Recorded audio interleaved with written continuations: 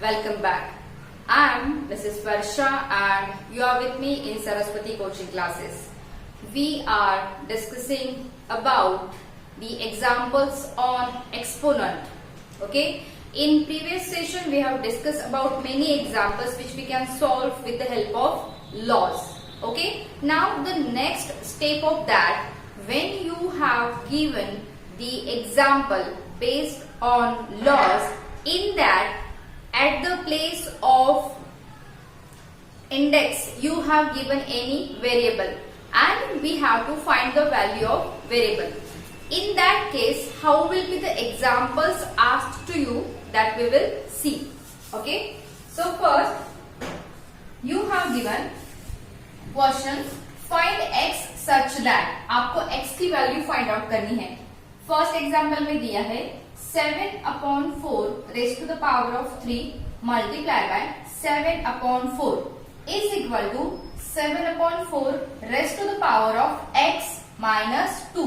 मतलब ये जो आपका LH है, LHS है, वो आपकी RHS से इक्वल है. मीन्स इसकी जो वैल्यू आएगी वो सेम वैल्यू अपोजिट साइड की आएगी. So let's solve this first part.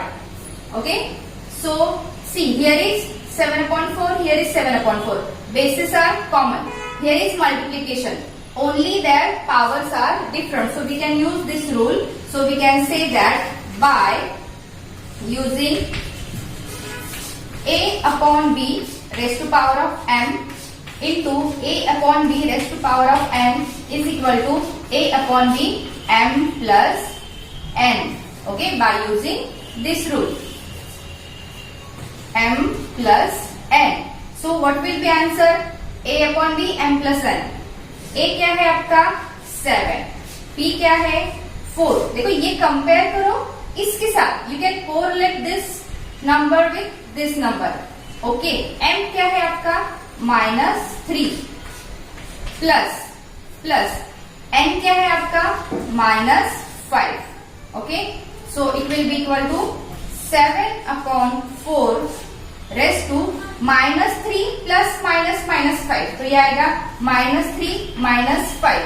That will be equal to 7/4 raised to the power of -8. Okay. आपकी LHS क्या आई? LHS is equal to 7/4 raised to the power of -8. Here they have already shown you that LHS is equal to RHS. तो इसका मतलब क्या है? इसका मतलब ये है कि 7/4 raised to power of -8 is equal to 7/4 raised to power of x minus 2. Okay, x minus 2. अभी देखो दोनों साइड में this and this is equal. So उसका मतलब है कि -8 और x minus 2 भी क्या होगा? इक्वल ही होगा. So we can write here x minus 2 is equal to -8. Okay, so let transpose this 2. So x is equal to -8 plus 2. क्योंकि ये माइनस है, यहाँ पे जाके क्या होगा? प्लस होगा. So -8 plus 2, माइनस प्लस होगा minus. 8 minus 2 6, but 8 is bigger, so it will carry the value sign of bigger number. So ultimately we can say that x is equal to -6. Understand? It's very easy. What we have to do is we have to solve and we just have. अगर x नहीं दिया होता तो हम दोनों sides LHS और RHS अच्छे से सॉल्व करते. वैसे ही सॉल्व करना है. एक स्टेप इसमें एडिशनल है और वो है इसके आगे ये जो दो पावर है उनको आपको कंपेयर करना है. क्यों? क्योंकि हमें वेरिएबल की वैल्यू फाइंड आउट करनी है. Let's solve another example. See here 125/8 multiplied by 125/8 raised to the power of x. Okay. Now that is equal to 5/2 raised to the power of 18. Okay. Now see here. First, according to by using same formula we have to use here. a upon b raised to m multiplied by a upon b raised to n is equal to a upon b raised to power of m plus n. Okay, आप सोचोगे कि ma'am यहाँ पे तो कुछ है ही नहीं, उसका कुछ पावर दिया ही नहीं, तो उसका पावर क्या होता है हमेशा 1, right. When there is no power that time उसका जो पावर होता है, उसकी जो इंडेक्स होती है वो होती है 1. आपने 3 लिखा और इस 3 raised to the power of 1 लिखा, तो दोनों की वैल्यू क्या है, same. Generally we are not writing the power 1, we are directly writing that number. Clear? So just see here, what is our base a upon b, that is 125 upon 8. आपका m क्या है, आपका m है 1, आपका n क्या है, ये है x. Okay, that's equal to 5 upon 2 raised to the power of 18. Okay, अभी ये मैंने raised to the power 5 upon 2 क्यों लिखा यहाँ पे, क्योंकि जब यहाँ पे मैंने सॉल्व किया तो मैंने पूरा LHS सॉल्व करके लिया था, अभी मैंने बीच में RHS ले लिया. क्यों? ये बताने के लिए कि ये बेस और ये बेस सेम नहीं है. जब तक दोनों साइड के LHS के और RHS के जो एक्सपोनेंट्स दिए हुए हैं आपको, उन दोनों के बेस सेम नहीं होते, तब तक हम उनके पावर्स को सेम कंसिडर नहीं कर सकते. ओके, तो सोचो कि क्या हम 125 upon 5 को 5 upon 2 के फॉर्मेट में लिख सकते हैं? सोचो. Yes we can, right. क्योंकि देखो 125 is what, 5 into 5 into 5 upon, देखो 5 5 जा 25, 25 5 जा 125. 8 क्या है, 2 2 जा 4, 2 जा 8, raised to the power of 1 plus x is equal to 5 upon 2 raised to the power of 18. Now this we can write like 5 upon 2 raised to the power of 3 raised to the power of 1 plus x. ये मैंने 3 कहाँ से लिया, ये तो दिया हुआ नहीं था. ओके, ये मैंने कहाँ से लिखा, how many times I have multiplied here 5, 3 times to get 125. That's why I have written their common power as a 3, that is equal to 5 upon 2 raised to the power of 18. Now by law a upon b raised to m raised to n is equal to a upon b raised to m n. Power of power के rule से, power of power के rule से हम इसको कैसे लिखेंगे? Have you written this? If you have not written, I am going little bit aside, you just take a screenshot of this slide, मतलब अभी के मोमेंट का, and you can write this answer और you can copy it in your notebook because I want to solve it here. Clear? Okay, now we will continue that example here.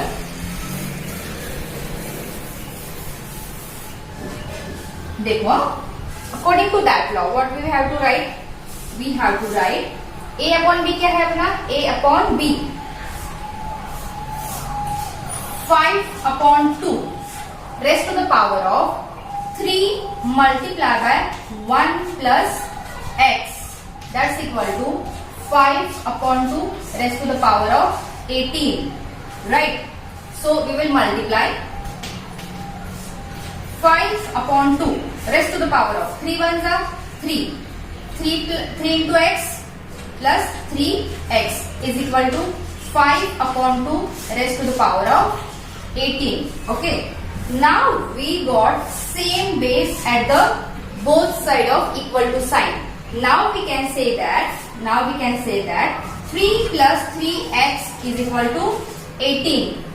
क्योंकि base same है तो of course उनके power भी same ही होंगे. Let's transpose this 3. So 3x is equal to 18 minus 3. 3x is equal to 15. Okay, so x is equal to, देखो ये multiplication में है तो यहाँ पे जाके क्या होगा, डिवीजन में होगा। 3x means 3 multiply by x, we have to transpose only 3, so 15 upon 3।